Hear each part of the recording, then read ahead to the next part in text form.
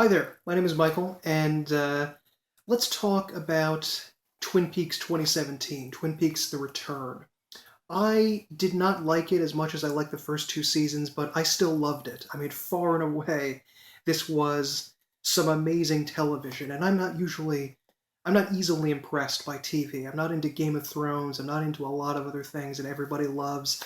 I just get bored with it, I'm not excited by it, but this was absolutely incredible. I thought that this was amazing. It wasn't as good as the first two, but still, it really excited my mind. It made me so happy witness the return of my favorite television show. So without further ado, these are the top five things that I loved about Twin Peaks: The Return. Number one, it's got to be Evil Coop, the horrible nightmare entity conjured up from the Stygian depths of the Black Lodge by Bob when Agent Cooper tried to go in there and rescue Annie Blackbird at the end of the second season. This creature has been marauding across the entire world for 25 years, doing God knows how many murders and assaults and robberies and drug dealing and every horrible thing you can imagine. And that's just the non supernatural evil that he's been up to. God knows what he's been doing aside from that. Kyle MacLachlan did an absolutely brilliant job with this character. He was amazing. He deserves an award for it. He was terrifying, and he was frightening in such a way that he rivaled even Bob with how scary he was, although Bob was still a little scarier. The way that he looked with his tan skin and his long black hair, he kind of seemed like an evil version of Jim Morrison or Glenn Danzig.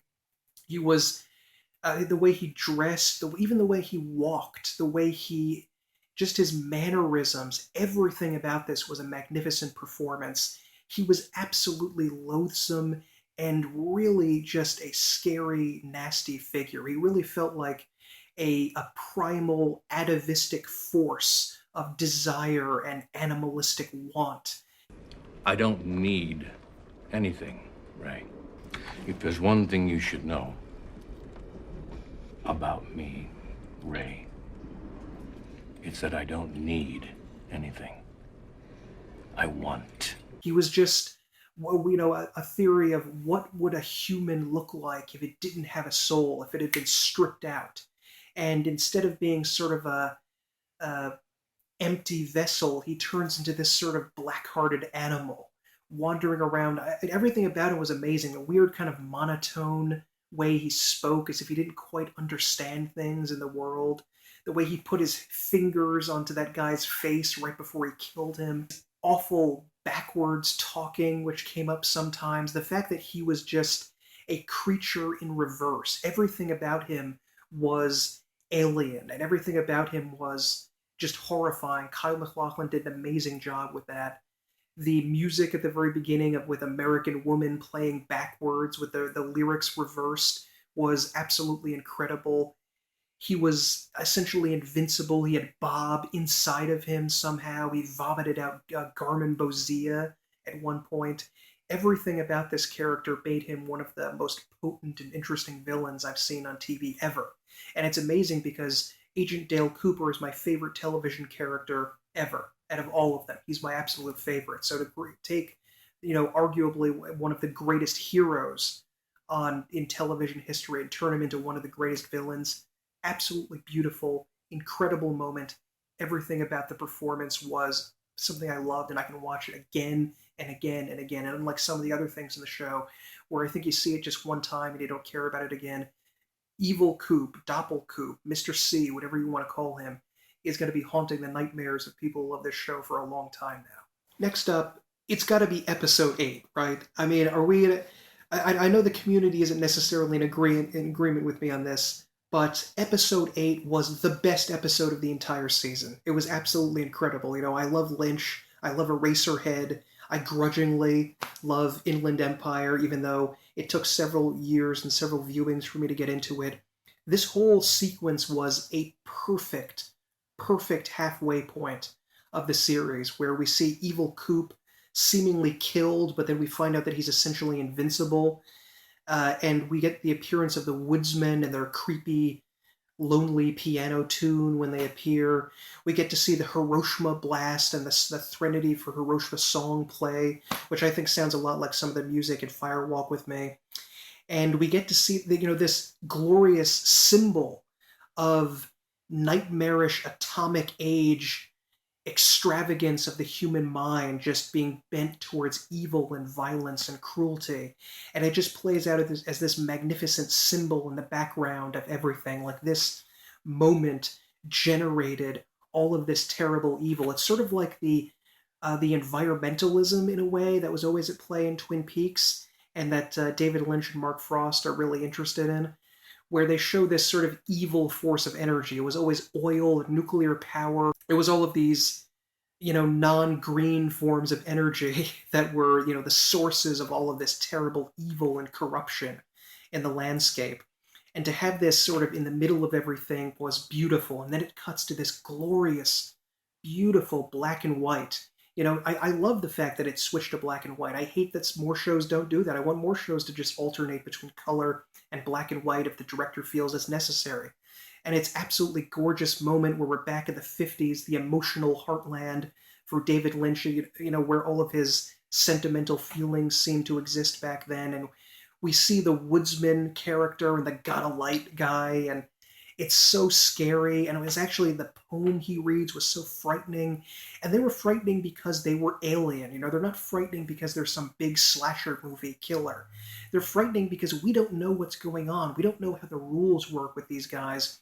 We don't know how reality works when they appear. Reality itself does not work normally when they appear. Time seems not to work right. They seem to be able to cause people to fall asleep somehow just by being in their presence, to kill them just by touching them on the top of their head, to cause these hideous frog moth creatures to appear out of nowhere. They say that you shouldn't necessarily go back in time and see like the origin story of one of your favorite villains. Like in the Star Wars prequels, we saw the origin story of Darth Vader and Boba Fett, and in both cases it was horrible and ridiculous and stupid.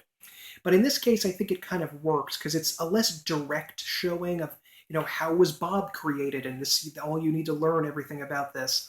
It was more like they went back to a moment where emotionally this kind of person could suddenly start to exist. These oil-caked, dusty creatures of fossil fuel mixing together with all of this evil nuclear energy, and everything is anti-environmentalism here, these evil guys. And to see the frog moth creature appear and enter, parasitize in this young woman, this girl, in such a literal way by entering her sleeping mouth, is so frightening and so horrible. And it could very well be the birth of Judy, as we know it, or maybe some sort of avatar for Judy entering into the real world during this time.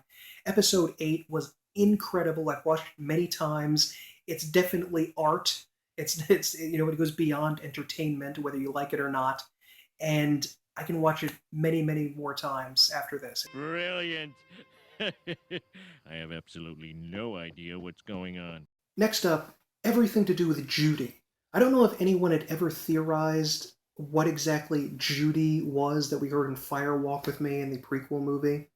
But the idea that it would be the grand evil that's potentially behind everything, maybe even more powerful than Bob himself, I don't know if that ever entered anybody's head. But the fact that Judy has been explained to some degree, and that Judy is sort of Zhao Dei, which I've told in a Chinese language, I don't know which one, if it was Mandarin or something else, if it was ancient or modern. Zhao Dei means screaming, or the screaming one. And we saw Sarah Palmer sort of moaning at the end of episode 18, and Laura, of course, screams at the end there. And the fact that this Judy creature is, still stalking the world and is capable of such awful things, and is able to reroute reality itself and timelines itself into different ways was incredible. And I love, the stuff with Sarah Palmer, because that changes everything about her character. That changes huge things about the series that we're totally going to have to re-examine. What the heck was Sarah Palmer infected as a child in episode 8 with the frog moth? Was she possessed by this evil creature for, the entirety of the first and second season? Did it only happen after that? Did she only enter Sarah because of the death of Laura Palmer, and that's why Coop wanted to end it?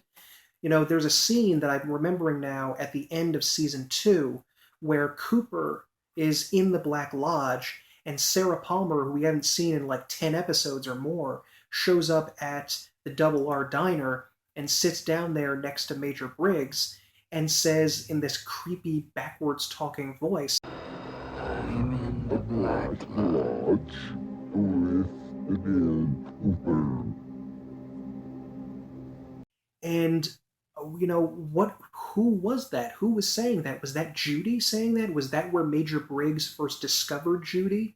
When he heard Sarah Palmer saying this, was Sarah Palmer somehow trying to enlighten Major Briggs about this and what was going on? And what exactly is going on with Sarah? Is she infected by Judy? Because that seems to be the most plausible thing I've heard. And if she is she still aware and awake enough to know when things are wrong, or is she totally taken over? Or was it like Leland where things happen, she kind of doesn't remember after a certain point? But this Judy character is creepy, is very dark, is really interesting, and I really want to know more about it and what it's doing. And it could potentially be one of the darkest things in the entire show, even as dark as Leland and Bob were. The fact that all of this family was really, really screwed up. Judy may have been the thing behind all of this. May have been involved in the creation of Bob. With that weird experiment, as they call it, on the wiki, on the Twin Peaks wiki, of what exactly was going on in episode 8 when all these things, these seeds were sent into the world that were created. Is she the one calling the shots behind all of this? I mean, we don't really know. But the addition of this creepy, frightening figure into the series is something I absolutely love. I think it's great. I think it was handled brilliantly in the way that we're terrified of it, but part of that terror is that we just don't know enough about it to really wrap our heads around it. If we can encompass something with our mind, it's no longer frightening. But this Judy thing is so alien to the way we think that it's just horrifying, and I absolutely love it.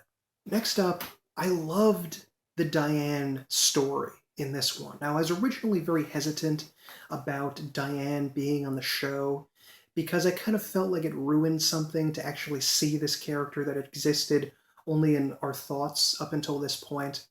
But the fact that Laura Dern was playing her and she was amazing, Laura Dern is an excellent actress that I really like, and she did such a great job with it. I really, really enjoyed watching this story arc where it seemed like she was so mysterious at first, and we didn't know if she was good or bad, and there was something wrong with her, and we didn't understand if she was being controlled by someone else at first, or whether she had just turned completely evil. I think it would have been better if they made her just straight up evil rather than a tulpa. But the fact that she turned into but I think the fact that we found out she was a tulpa later on was really exciting, and that whole sequence where she was going to murder the 3 FBI agents and was killed by Tammy and Albert was incredible. I thought she was pretty funny with her sassy attitude towards everyone up until the end of her life.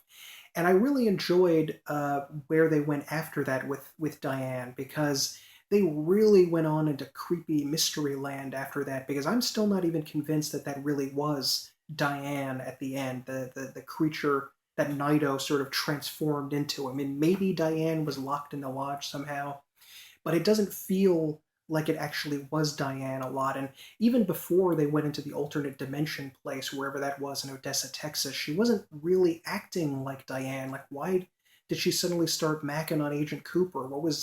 That didn't feel right. That was either incredibly lazy writing, or there's something that we don't know that's going on there that they genuinely need to explain. But overall, I thought she was played perfectly by Laura Dern. I thought she was funny and scary and weird, and it was intriguing enough that I was always interested in what was going on with her and always wanted to know. And crucially, I still don't know. I still don't know exactly how much of Diane was in there, in the tulpa, and I don't even know I'm not convinced we even got the real Diane back.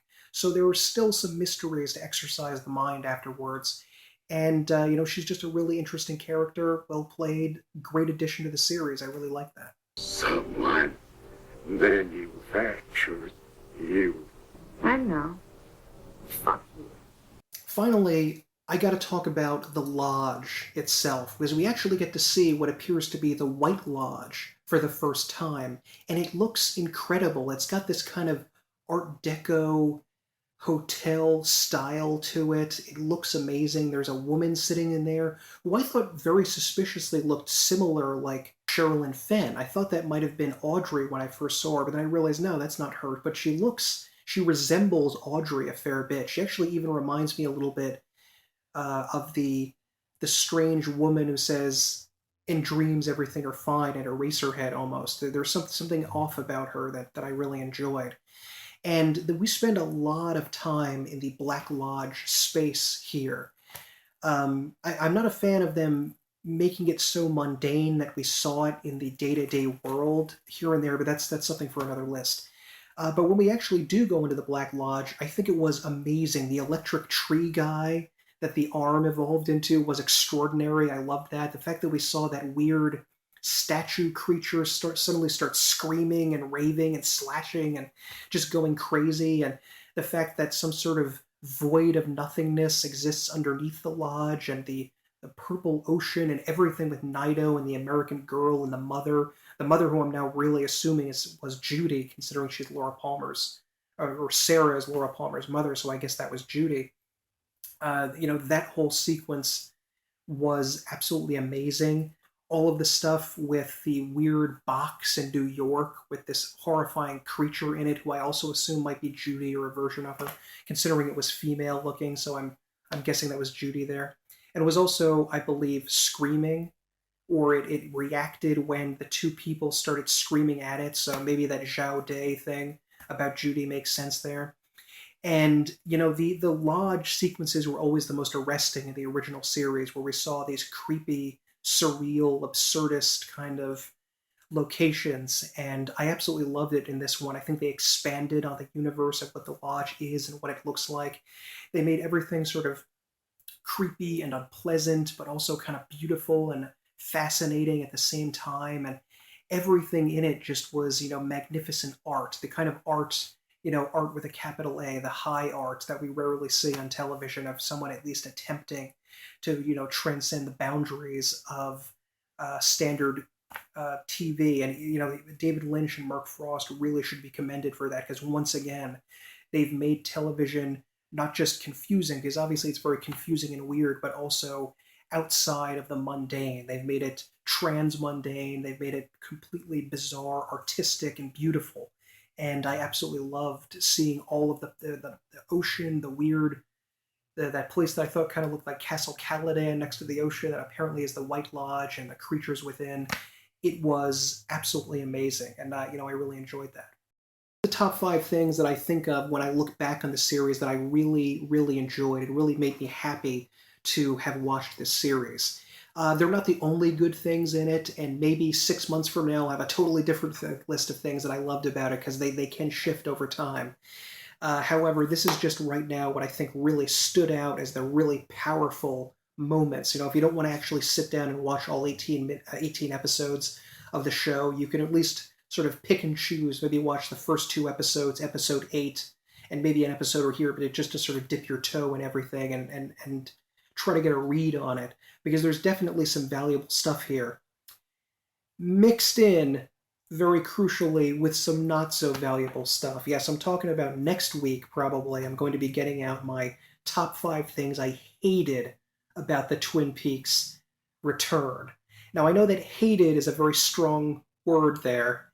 However, it's intentionally a bit inflammatory to get some eyeballs on the video. But there were some things about every season of Twin Peaks, the first and second, as I mentioned in a lot of my Twin Peaks character breakdowns, that I did not like about the series at all. Big chunks of things that I thought were just kind of unnecessary. And I'm going to tell you right now, I don't think they had 18 hours worth of story to tell. That's going to be one of the things I hated, and I'm going to discuss that in more detail next week.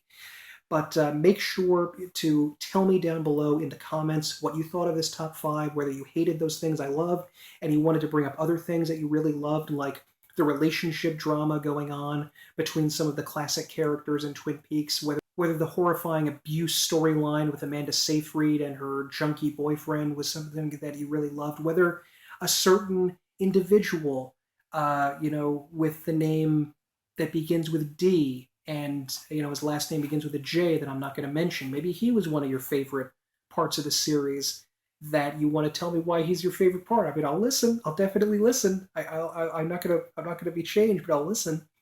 So please tell me what your favorite parts of the show were. If you can enumerate them as I did, that would be great. And whether you thought that my list has any merit along those lines of your favorite. And please like this video if you liked it, and please subscribe if you want to see more content based on Twin Peaks. And I am, because the show is wrapping up now, going to be continuing some Twin Peaks stuff, but also branching off into other videos about film, other David Lynch films, video games, other TV shows that I like.